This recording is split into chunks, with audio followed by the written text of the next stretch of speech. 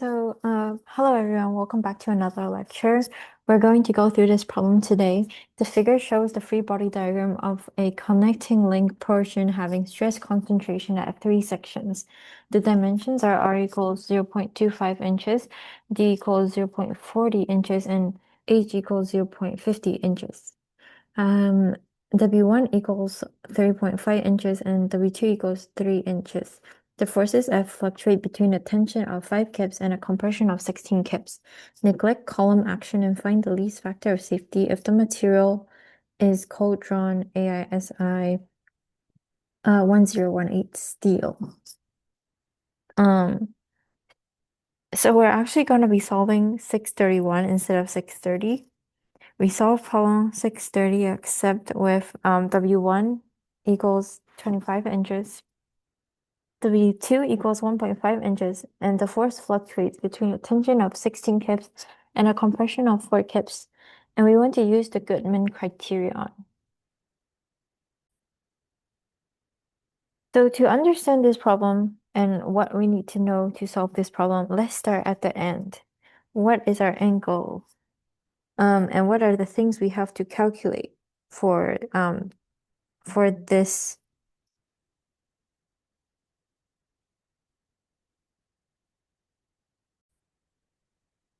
So the end goal of what we want to find is we want to find NF for the Goodman criterion. And that is given by this equation over here. NF is equal to the alternating stress over the endurance limit plus the mean stress over the ultimate strength to the power of -1. And the endurance limit can be found by using this equation we saw previously, which is SE equals KA, KB, KC, KD, KE times SE prime. And then SE prime can be found from these three equations at the top, determining which equation to use. Um, so yes, and basically for the Goodman criterion, we have to determine SE and sigma A and sigma M. And how do we determine sigma A and sigma M? We use these two equations, sigma alternating is equals to sigma max minus sigma min over 2, and sigma M is equal to sigma max plus sigma min over 2. And we also have to know our Q value, I believe.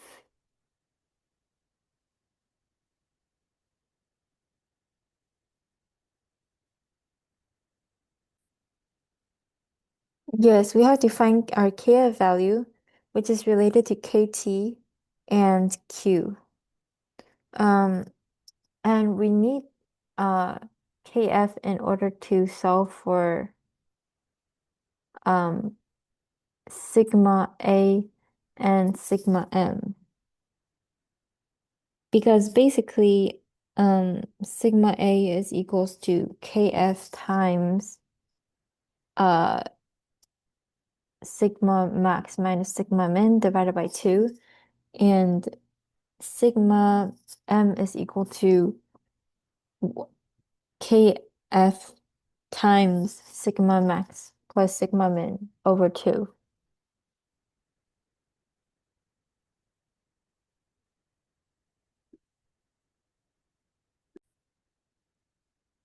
Also, we have to check if um it yields. That means that we have to check the value of n sub y. As you see over here, you have to check for localized yielding. So ny is equals to sy, which is the yield strength over the sigma max. And sigma max is equal to sigma A plus absolute value of sigma M, or sometimes they already give you that. So that's a part of calculating for fluctuating simple loading.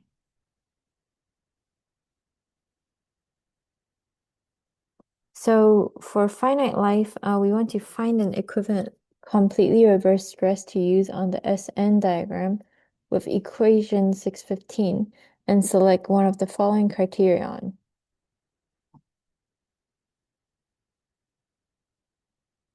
So for determining the finite life n, use the equivalent completely reverse stress in equation 615. So according to Goodman, the equivalent completely reverse stress can be found as a function of sigma A and sigma M by using the Goodman equation.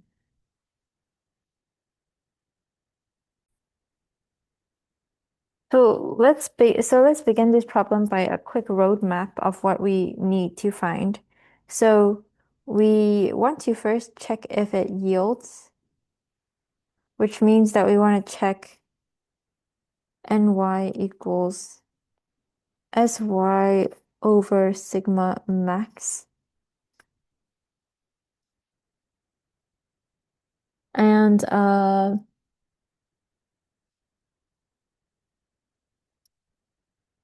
and and then we want to find nf, which is given by sigma A plus sigma M, sigma A over SE actually, plus sigma M over SUT to the -1. And in order to do that, we have to find sigma A and sigma M as well as SE and SUT.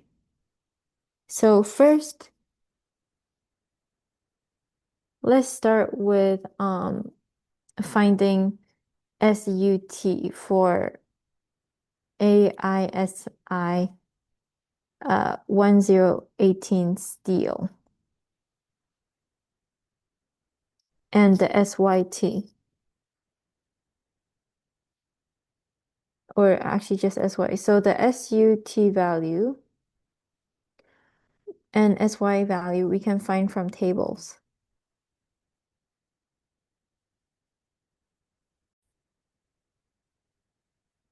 So we see in this table that for AISI what was it?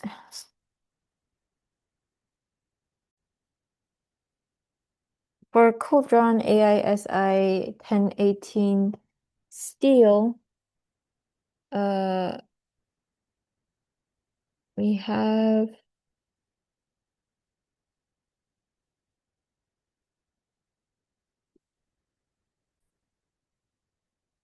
so it's going to be equal to 1018, as you see over here. And it's cold drawn. So the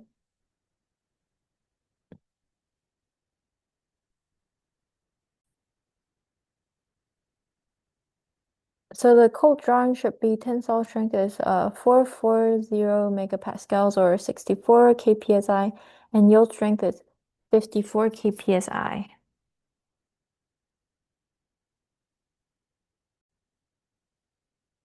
So SUT is thus equal to 64 kpsi. And then SY is 54 kpsi.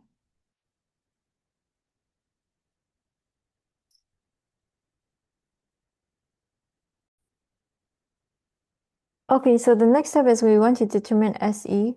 So SE is equal to K KA times KB times KC times KD times KE times SE prime. So for our problem over here, KA, we can find it from the table. KA is going to be machine or code drawn, so it's going to be factor A is going to be 2, and exponent B is going to be negative 0.217.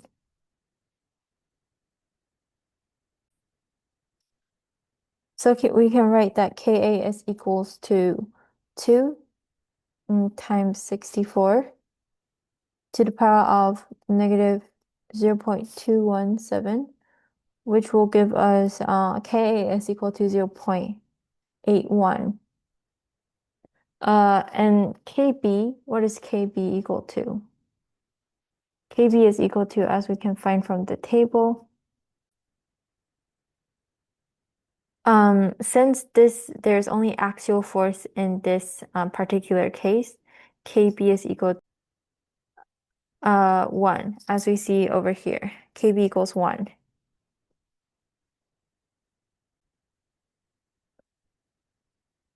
So what about Kc? Kc is equals to 0.85 for things in axial force. So Kc equals 0.85. So we can now okay, and then Kd, Ke are both 1 because it doesn't say anything about temperature, and Ke is the reliability factor. It doesn't say anything in particular. We can take it to be 1. Se is equal to thus 0.81 times 1 times 0.85 times 1 squared. And then we still have to find Se prime. So Se prime, what is it equal to?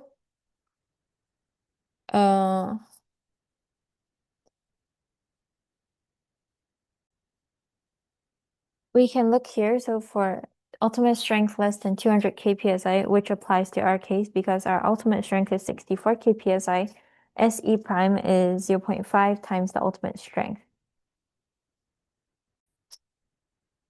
So over here, Se prime is equal to 0.5 times SUT, which is 64. So we get 32 kpsi. So we multiply by 32 here. So Se will be equal to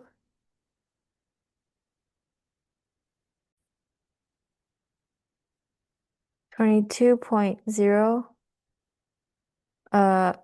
kpsi. So that is our Se value. We now have to find sigma A and sigma M.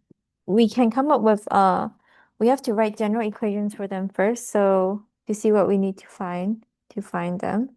Sigma A is equal to Kf. Don't forget this Kf factor is very important. Multiplied by sigma max minus sigma min over 2. And sigma m is equal to Kf times sigma max plus sigma min over 2.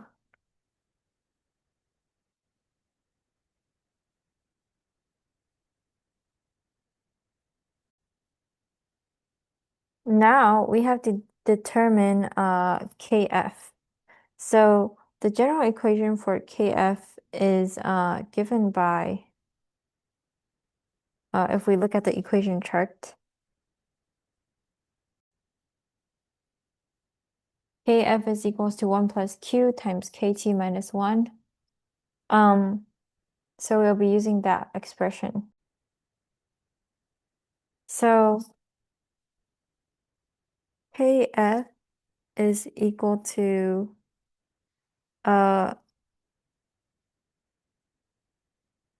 1 plus Q times Kt minus 1. So from here, we have to determine Q. And there are multiple ways to determine Q. We can either use the graph for Q, or we can use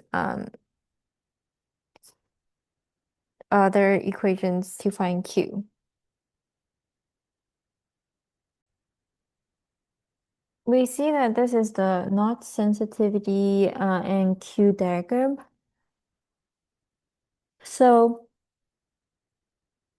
we can estimate Q by knowing what our notch radius is.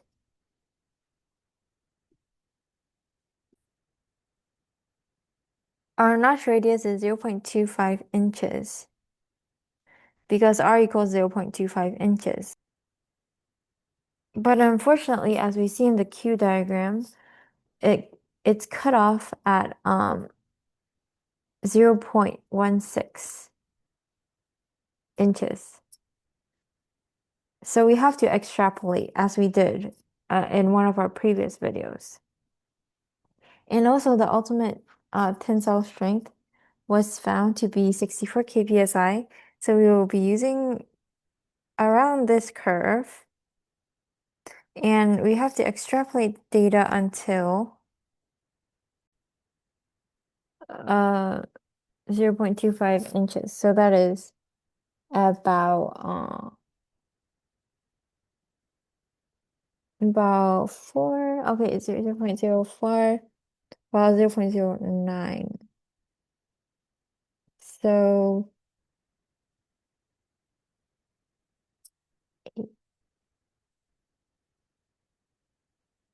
it's about like from this distance. So we have to extend, let's say this line,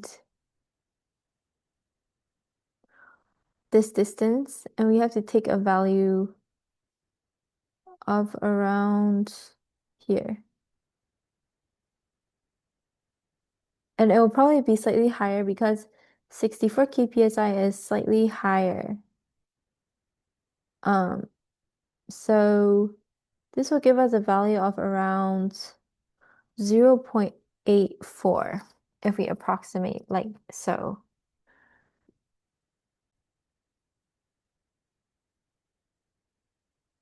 So Q is about 0.84 or let's say 0.85. Alternatively, there is an equation for Q. And that equation is that Q is equal to 1 over 1, 1 over 1 plus root A over root 4R, where R is the notch radius. So in this case, the radius of the fillet. And what is square root of A, you might wonder? Well, let's go back to our equation sheet. The equation for A is given by these two different ones. So we have either for bending or axial, square root of A is given by these two. And we can calculate square root of A that way and use this alternative form of KF, but I'm just going to approximate the Q value for this problem since it's easier. So now that we have determined Q, we need QT in order to find K, we need KT in order to find KF. So what is our KT value?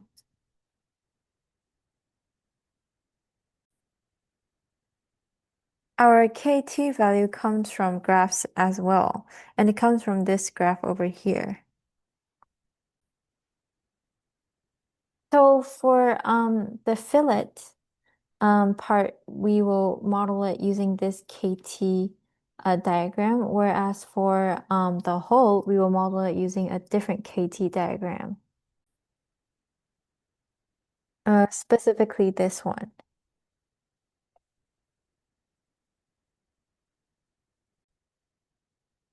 And let us backtrack a little bit. So what are we really considering in this problem?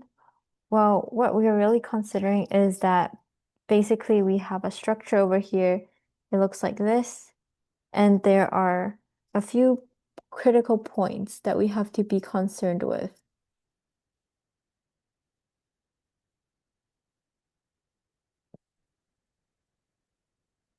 Like for instance, at the fillets, these are critical points that we have to consider. So we have these fillets over here we have to consider, as well as the hole in the middle that are weak points we have to consider. All the fillets are the same, so we can simply consider uh, one of them, but the hole we have to consider separately. So far, what we have been doing is specifically for the fillets, but for the hole, some of it will be the same, but some will need to be adjusted accordingly. So now all the calculation that we've been doing so far have been for the fillet. We haven't started working on the hole yet. So let's just focus on the fillet now. And let's just write fillet or for fillet.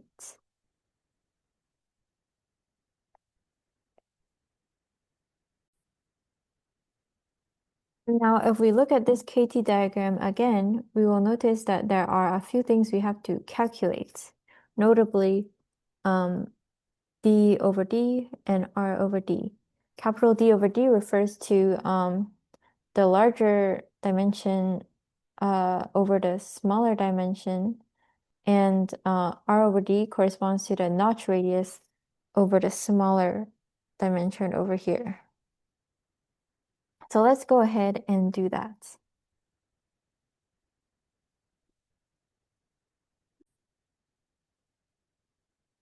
So in our case, capital D over lowercase d is equal to W1 over W2.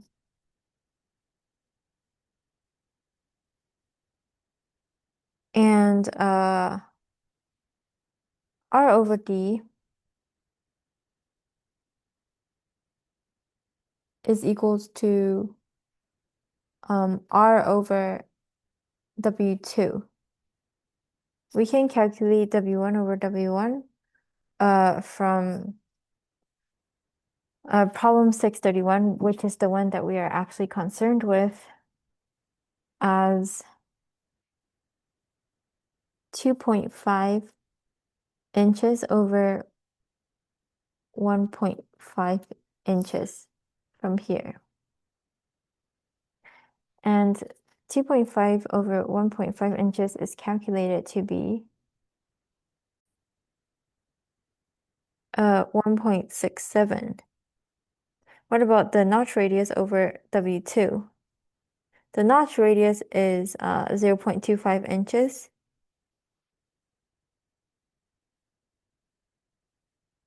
And remember that we're working on problem 631 over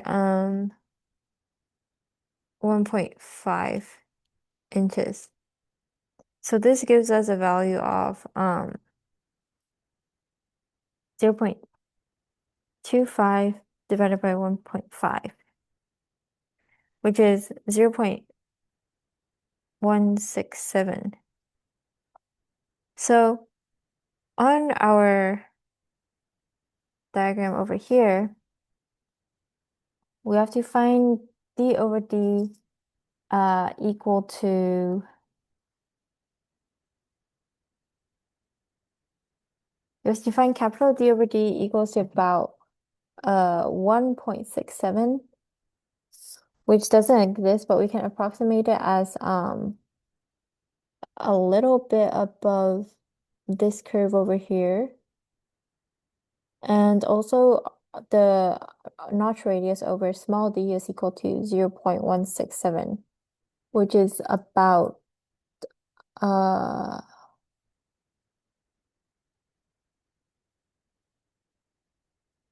over here, let's say.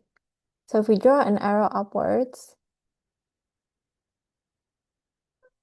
we can approximate KT as about 2.2, I would say.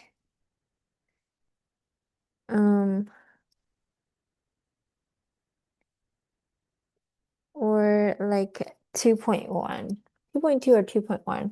I'll pick 2.1.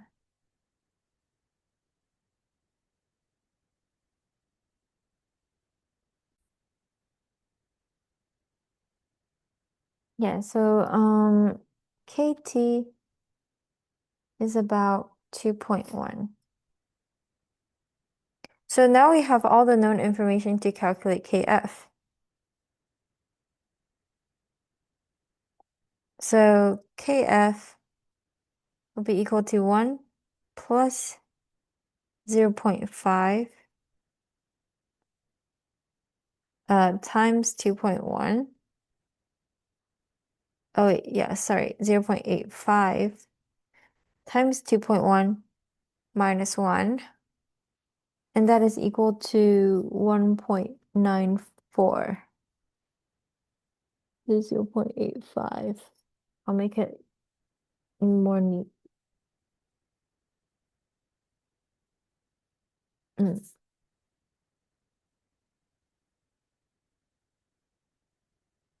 So now we have our KF value. We can calculate our sigma A and sigma M value by plugging those back into our equation for sigma A and sigma M. So then sigma A will be equal to 1.94 times the absolute value of a Oh, one thing we haven't calculated though is sigma max and sigma min. So what is sigma max equal to? Sigma max is equals to the maximum force over area. But what is that area? Well, for the radius, that area is going to be W2 times the thickness, which is H, because we're looking from this side. So if we draw a small diagram over here, or I'm going to try to draw a more 3D diagram, we have our view of our kind of engineering design.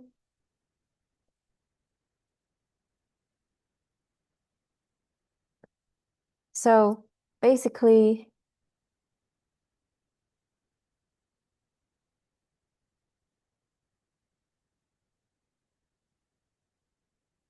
I would think it looked 3D enough, yes. So that is our design. And the area we're concerned with is actually, so over here we have W2, and over here we have the thickness of H. So the area that we are concerned with is this area over here, that the tensile forces are acting against relative to the fillet. So it's this area over here that is of height W2 and thickness H. So F max over W2 times H is thus equal to 16, because the maximum tension is 16 kips, as you see.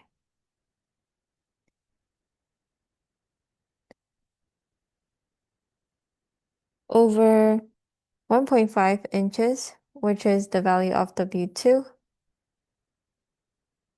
Wait, or is it? Yes, it is. W2 is equals to 1.5 inches. And what about the value for the thickness? The value for the thickness is given as 0.50 inches, because certain information is from 630 and certain information is from new in 631. So sorry if that's confusing. Yeah, so 0.5 inches.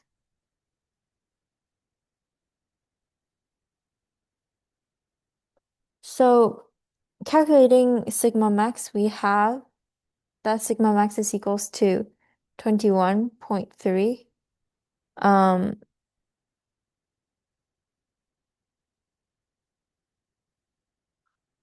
uh kpsi.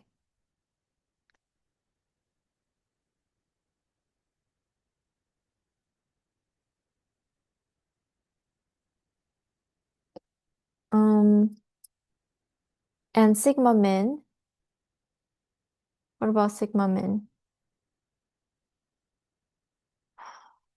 Sigma min is equal to f min over the same area for the fillets, and is equal to -4 kips since it's in compression. So we have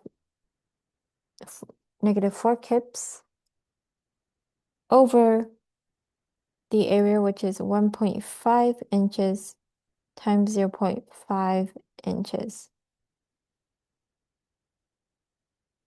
And this is equal to a value of -5.33, sorry. -5.33 kpsi.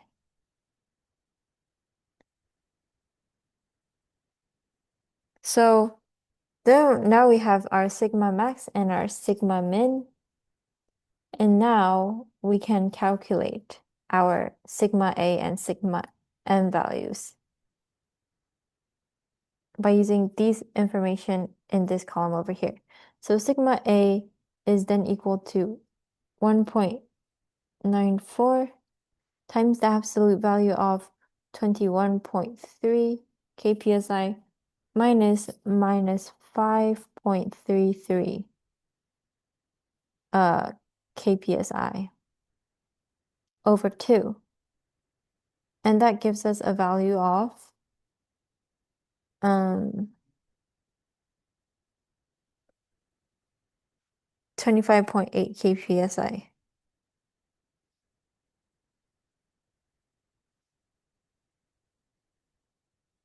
What about our sigma m?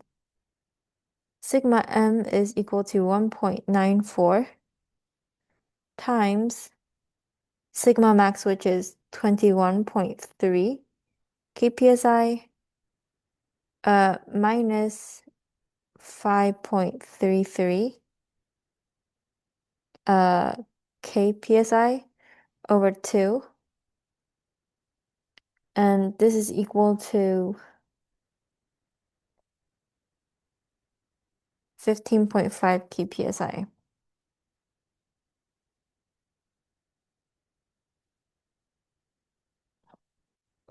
So now we can calculate our what we wanted to calculate earlier. One of the things we wanted to calculate earlier, which was this ny value and our nf value as well, since we have all the information needed for both. So first, our ny value. Ny is going to be equal to sy over sigma max. And sigma max, we just calculated what sigma max is, and we know what our yield strength is as well because we got it from the table earlier. Remember, it is 54 kpsi.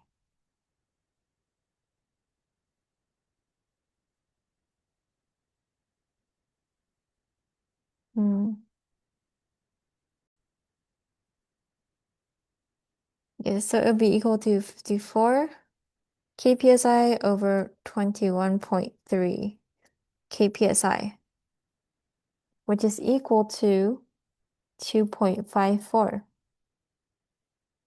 So our conclusion is it does not yield. I think because the value is greater than or equal to 1, that's why. And now we use our Goodman criteria to find the factor of safety. But we don't know yet if this is our least factor of safety. And the reason is that we haven't calculated the factor of safety for our hole yet. And we don't know what that value is. We only know the factor of safety relative to the fillet. We have to calculate the factor of safety also for the hole and pick the least factor of safety, whichever one is smaller. Sigma A over SE plus sigma M over SUT to the power of -1 is equal to sigma A we calculated to be 25.8 kpsi. So 25.8 over SE, which we calculated before to be 22 kpsi.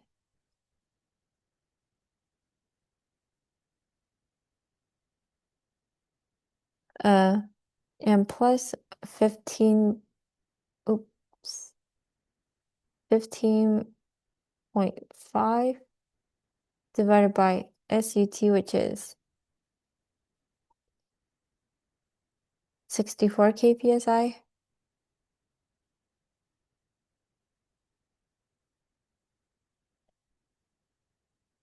And all that over to the power of -1. So we get that the factor of safety is 0.71. Since this value is less than 1, infinite fatigue is not predicted. Now we have to calculate the same thing for the hole. But certain things for the hole will be the same. So for the hole as well, we need to calculate sigma A and sigma M as well as SUT and SE. SE and SUT will be the same for the hole. So let me make it clear that we're calculating for the hole now. For the hole, SE and SUT are the same because those are material properties. But certain geometry of the hole will change, resulting in a sigma A and sigma M not necessarily being the same. Because as we recall, sigma A is equal to KF times sigma max minus sigma min over 2. So sigma max and sigma min are going to change because they are related to the area, and this area is going to be different for the whole. What about KF? Is it going to be different? Let's see. KF is equal to 1 plus Q times KT minus 1. And Q is estimated from the radius. So KF is going to change as well. So this means that sigma A and sigma M are going to be different as well.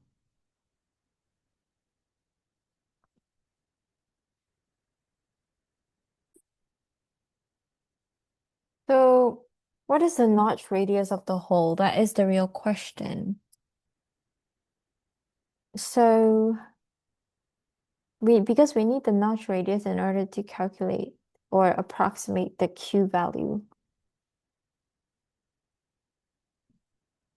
It says that dimensions of R equal 0.25 inches and D equals 0.40 inches.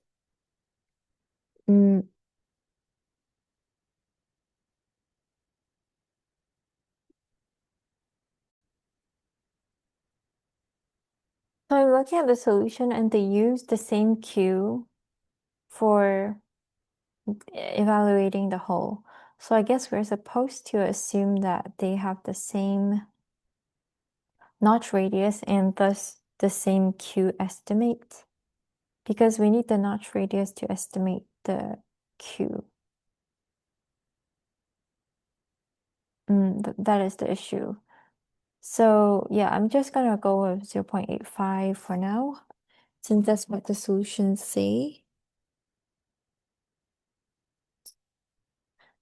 Yes, but basically KF is going to be equal to 1 plus 0.85 times KT minus 1.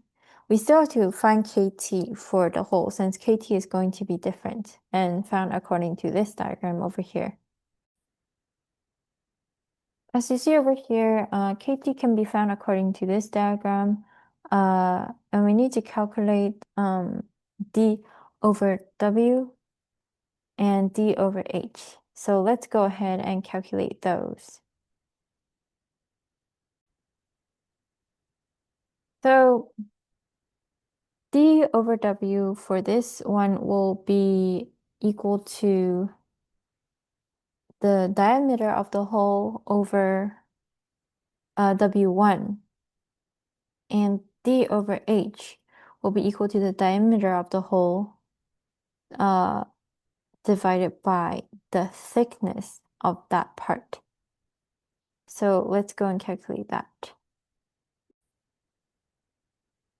So D over W is equals to 0.4 over 3.5, all in inches, which is equal to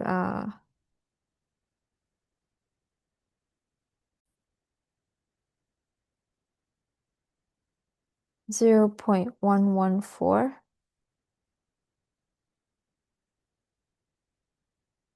And 0.4 over 0.5 is equals to 0.8.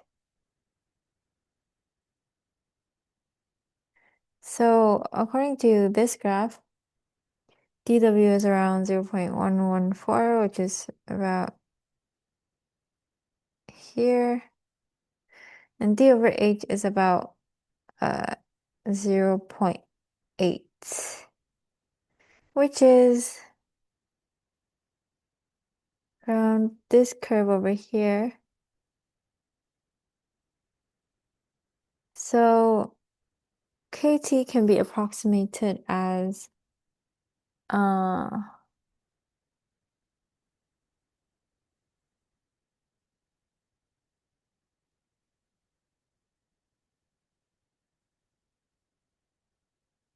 let me see. So we want to estimate a little high because it is off the graph. Apparently, D over W is equals to 0.114. It's around here. D over H is equal to 0.8, which is just shy of this one. Oh, wait, sorry. This one is actually the wrong chart because it's in moment. So we have to use a different chart. I'll upload the new chart now. So yeah, so actually the chart is simpler than I thought. This is for a bar in tension or simple compression with a transverse hole. And we calculated the D over W. We calculated that and we still need that, so we will use 0.114 as that one. And for the D over H, we don't need that one anymore.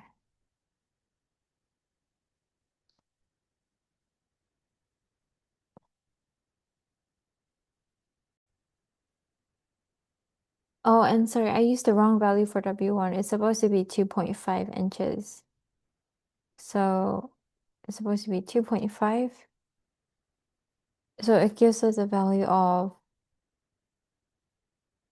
where the verb 0.16.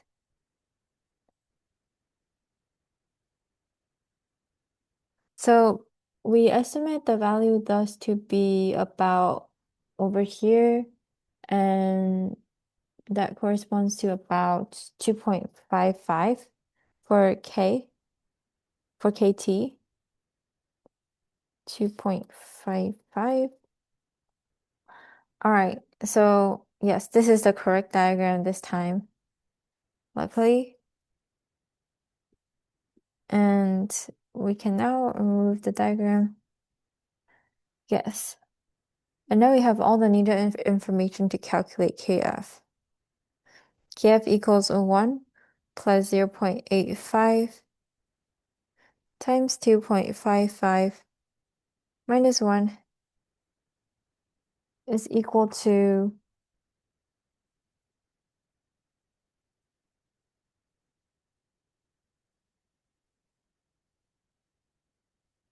2.32.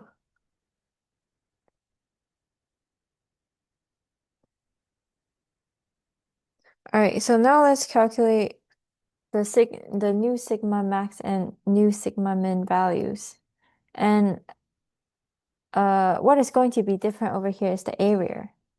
So when we're looking, so first sigma max is equals to F max over the area, but the area is different because we're looking at the portion with the hole this time.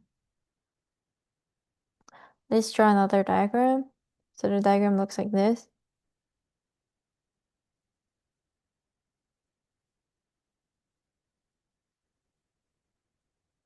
And we have a hole over here.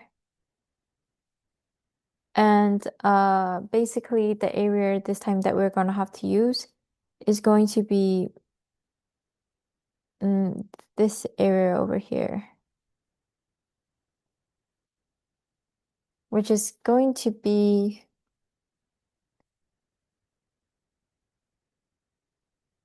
the thickness, which is the height, times this is W1, and then the height of the hole is D. So W1 minus D. Because like if you project this area, it looks something like this without the hole. So the area is going to look like this, where this is W1 minus D because we subtract out the D portion, and this thickness is H. And F max is still going to be 16. So 16 kips.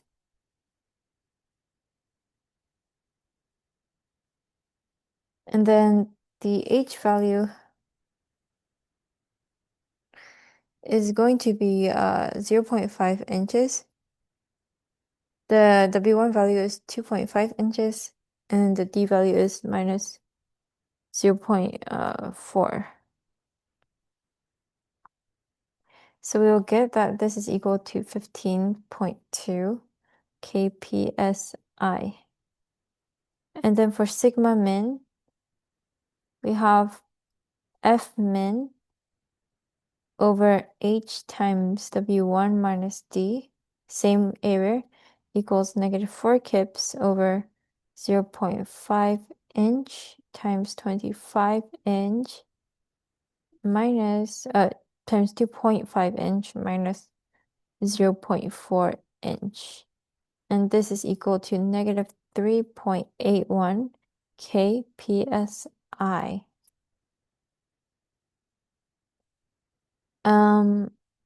So sigma A is thus equals to KF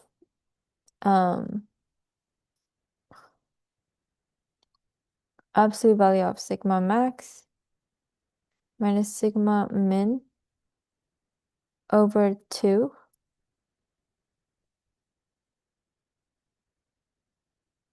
It's going to be equal to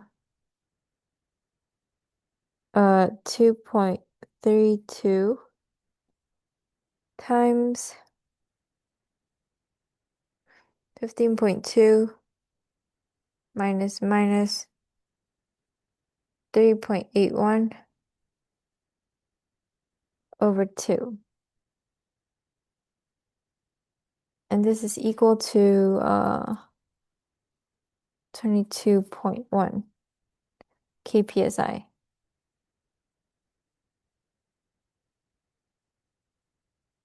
Okay, what about sigma m? So sigma m is equal to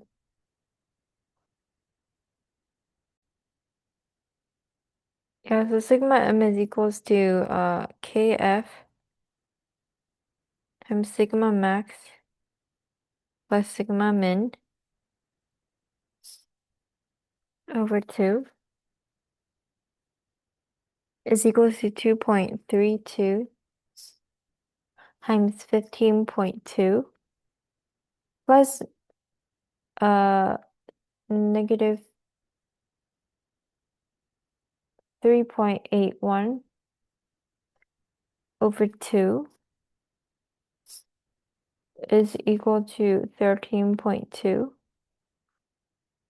kpsi. So let's test ny again. So ny is equals to sy over sigma max is equal to 54 kpsi, like we found in the beginning, over sigma max, which is over here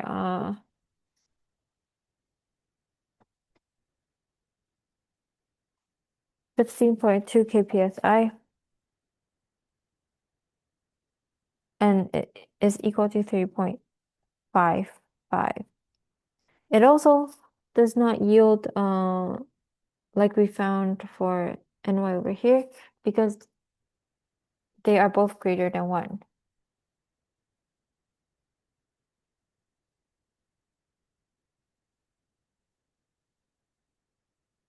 Okay, what about the Goodman criteria?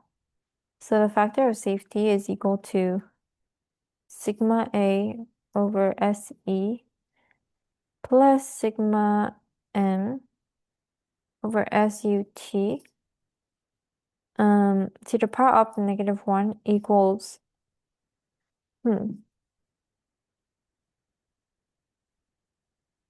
22.1 kpsi over 22.0 kpsi plus 13.2 divided by 64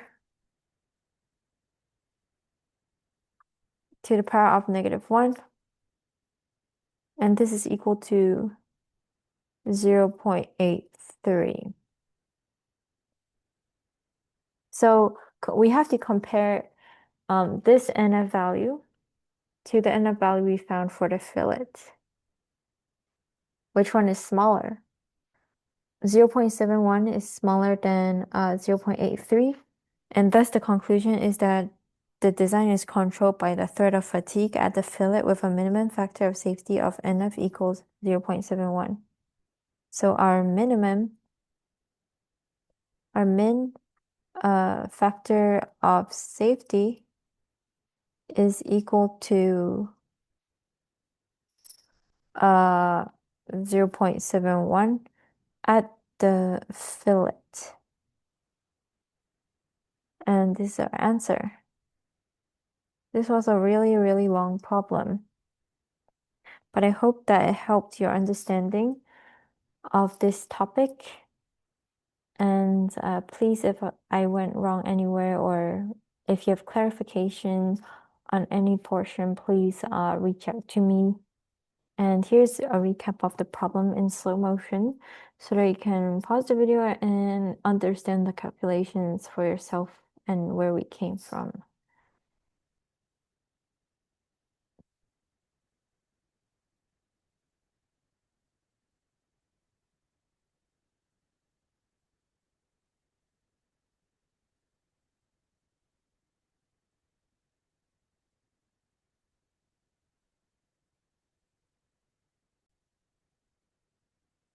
This diagram is why it is important to check for yielding, because even when infinite fatigue life is predicted, when NF is greater than or equal to 1, I believe,